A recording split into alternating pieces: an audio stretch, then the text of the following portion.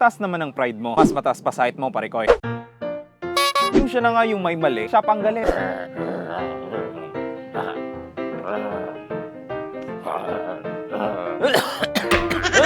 Excuse me. Yung siya na nga yung may kasalanan, ayaw pang umamin. Ako pang may kasalanan? Ganon? Yung hindi niya matanggap-tanggap na merong taong mas magaling pa sa kanya. Hindi siya nagpapalamang eh. Hindi rin naman kagalingan eh. Mas bobo pa nga yan kung tutuusin. Yung kahit hirap na siya sa isang bagay, ayaw pa rin tanggapin yung inaalok mong tulong. Di, wag na. Kaya ko to. Hindi naman sa pinaparamdam niya sa'yo na mali ka lagi, na mahina ka, o hindi mo kaya. Gusto lang naman makatulong ang tao. No hidden agenda. Yung ikaw na nga yung nagpapakumbaba, ayaw pa rin paawat. Sige, ako na mali, ikaw na tama.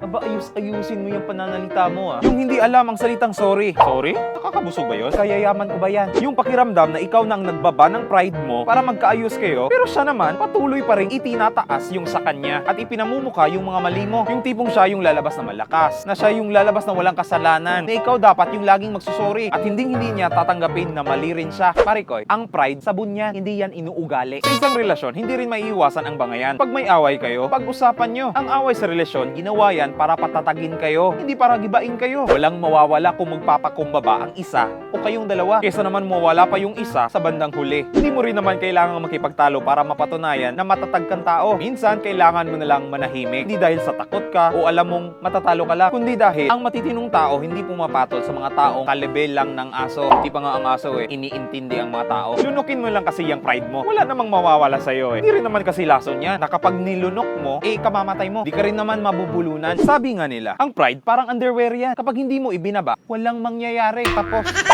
may nakaaway ka na rin bang mataas ang pride? Mas mataas pa sa height nila? Share your thoughts on the comment section down below. If you like this video, give it a thumbs up, share, and subscribe. Let's be friends. Add me on my official social media accounts. Matsalams, Barikoy. Live, love, laugh. Till next video. Bye. Ang pride sabon yan. Hindi dapat inuugali. Please lang. Pak, ganun.